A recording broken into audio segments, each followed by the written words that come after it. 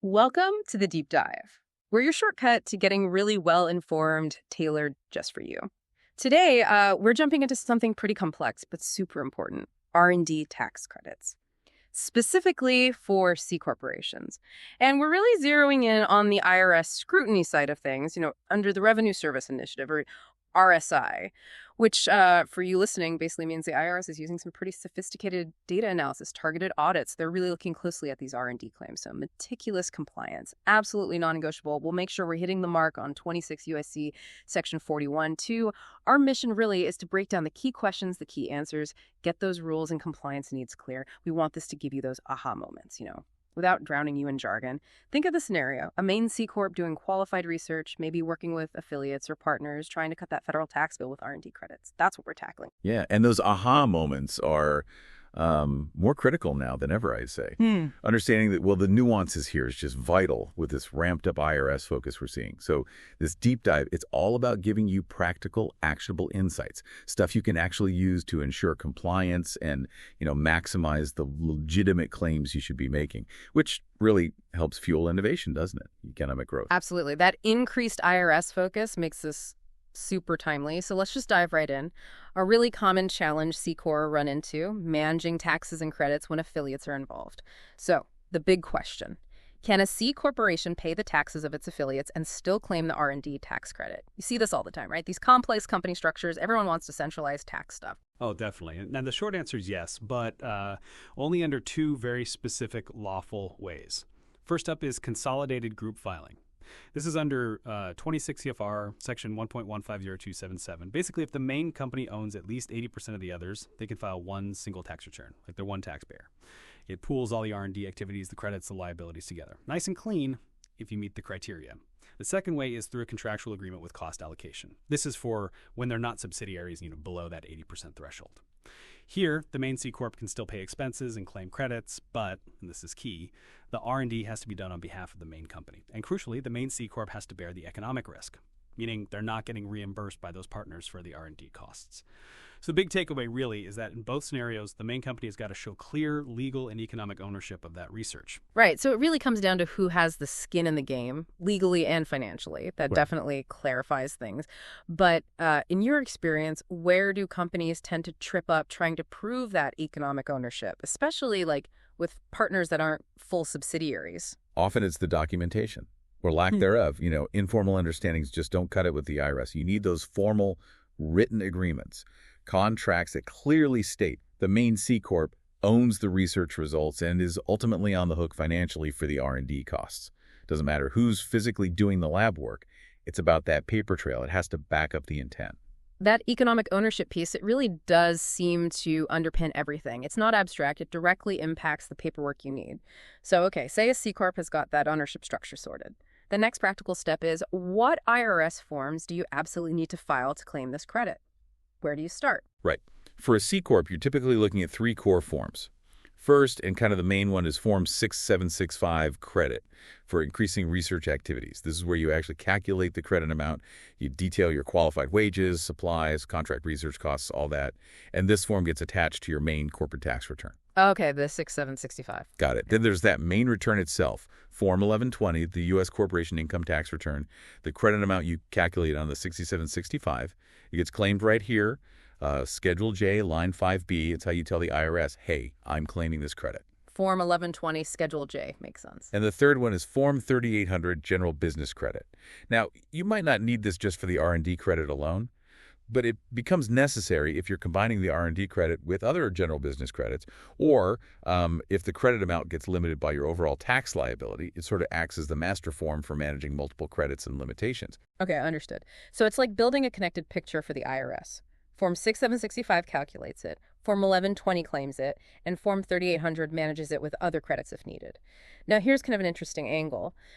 Offers a different way to use the credit. Can the main C Corp use these R&D credits to offset its payroll taxes? Ah, that's a great question. And the answer is? Yeah. Sometimes. It's a conditional yes. It's only possible if the C Corp counts as a qualified small business, a QSB. That's defined in Section 41L. A QSB. Okay, so what makes a C Corp a QSB? for this purpose? So there are a few specific criteria. You need less than $5 million in gross receipts for that tax year. You also need to have been in business for less than 5 years. And importantly, you can't be publicly traded. 5 million gross receipts, under 5 years old, not public. Got it. Exactly. If you tick all those boxes, then yes, you can elect to use the R&D credit against payroll taxes.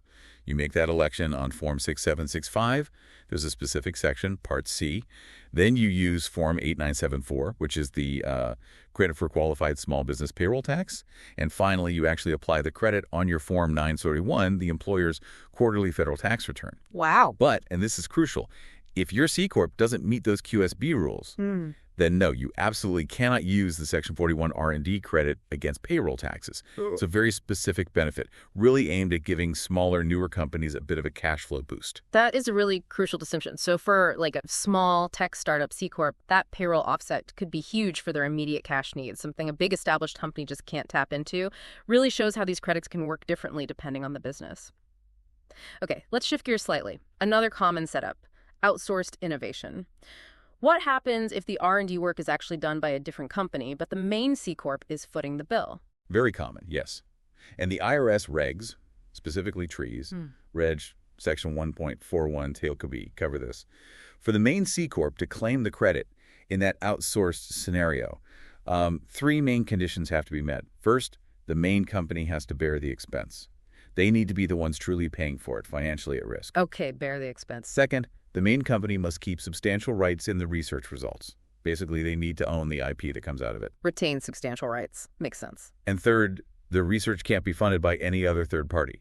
Someone else can't be secretly bankrolling it. No third-party funding. Right. So what the C Corp has to prove is either direct ownership of the research itself or that it directs and controls the R&D activity the other company is doing, which, again, kind of circles back to bearing that economic risk, right?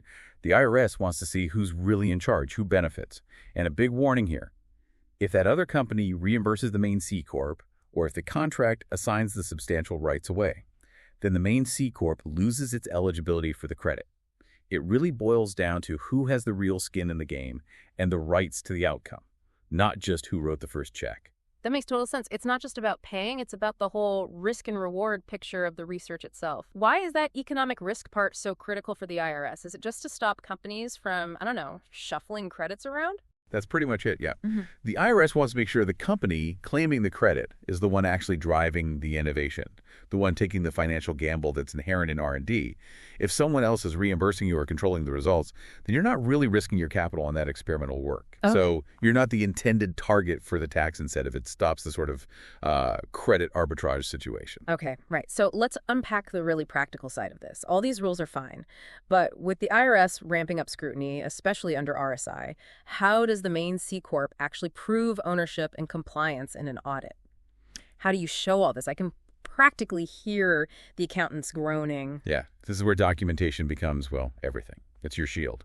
So for proving ownership of the R&D, you absolutely need contracts, clear contracts showing exclusive rights, IP retention, Contracts first, okay. To show the expense payment was by the main corp, you need the money trail.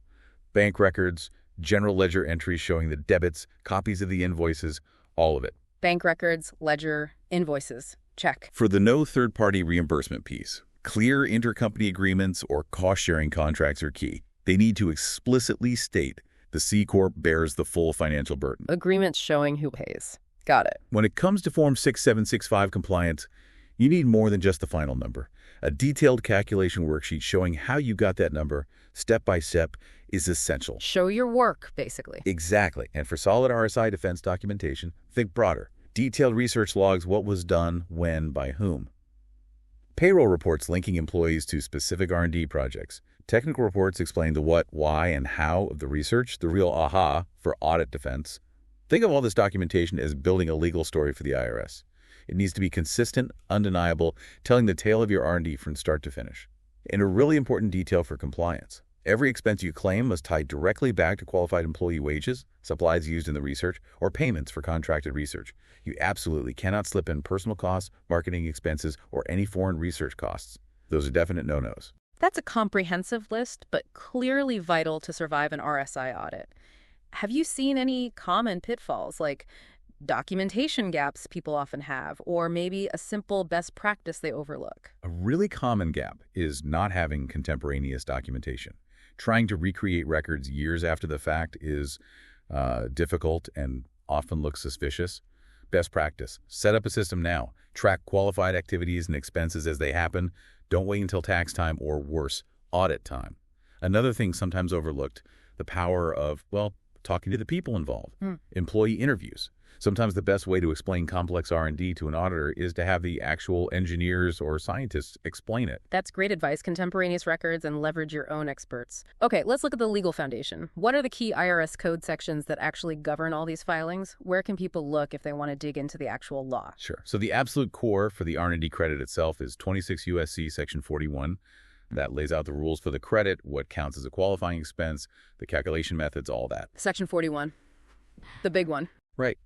Then the umbrella for all general business credits, R&D included, is 26 U.S.C. Section 38. If you're dealing with consolidated groups, the rules are primarily in 26 U.S.C. Section 1501 through 1504. Those cover consolidated returns. Okay, 1501 to 1504 for groups. For the specific rules on contract research and funded research, the stuff we talked about with outsourcing, you want to look at the Treasury regulations, specifically trees, Region Section 1.41.2. And finally, for the detailed filing rules for affiliated corporations, especially in consolidated groups, it's TRIAs, Region 1.1502. These sections really provide the legal backbone for everything we've discussed. That's super helpful. Knowing where the rules actually live is empowering. Okay, Yes. one last practical question, especially relevant for companies with big R&D pushes. If the main C Corp earns more credit than it can actually use in 1 year, can it carry it forward or back? What happens to those leftover credits? Yes, absolutely. And thankfully, the rules are quite flexible here, governed by 26 U.S.C. Section 39. You can carry forward any unused R&D credits for up to 20 years. That's a long time to potentially use them against future tax liabilities. 20 years forward, that's significant. It is. And you can also generally carry back unused credits for 1 year. Though, you can choose to elect out of the carryback if it makes strategic sense for your company. Okay, 1 year back, 20 years forward. How do you keep track? You report the unused credits on Form 1120, Schedule J, and they're also tracked year to year on Form 3800, the General Business Credit Form. So, yeah, the IRS provides a solid way to make sure you eventually get the value from those credits, even if you can't use them all right away. The investment isn't lost. That's really good news for companies investing heavily upfront in innovation. Phew. Okay, we have covered a lot of ground today, from C Corp R&D credits, dealing with affiliates, navigating that heightened IRS scrutiny under RSI, and getting the compliance right under Section 41. We really hope this deep dive has clarified these pretty vital tax strategies and given you some solid, actionable insights. So just to wrap it up with a quick takeaway, here's a kind of summary checklist for RSI safe filing in a C Corp context. 1. Compute your credit accurately on Form 6765, detailing those qualified expenses. 2. Attach it to your main corporate return, Form 1120, Schedule J3. If needed, combine it with other credits using Form 3800 to manage your overall limits. 4. Remember, if you're a QSB, that special option exists. Apply the credit to payroll tax via Form 8974, feeding into Form 941. 5. Prove that control and economic ownership contracts, research logs, payment records are key. Document, document, document. 6. Keep detailed records of all claimed expenses, ledgers, W-2s, timesheets, invoices. Make sure the story adds up. And 7. Track any unused credit diligently, remembering that generous 20-year carry forward under Section 39. You know, this whole discussion raises a bigger question, I think, something maybe for you listeners to ponder. In a world where we all agree innovation drives growth, how do businesses effectively balance that vital pursuit of R&D with this ever-increasing demand for meticulous, almost forensic-level documentation?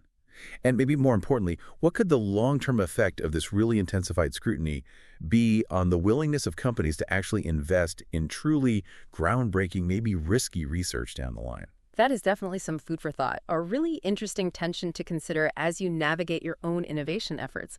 Well, thank you for diving deep with us today. As always, we encourage you to stay curious and put this knowledge to work. Until next time, keep learning.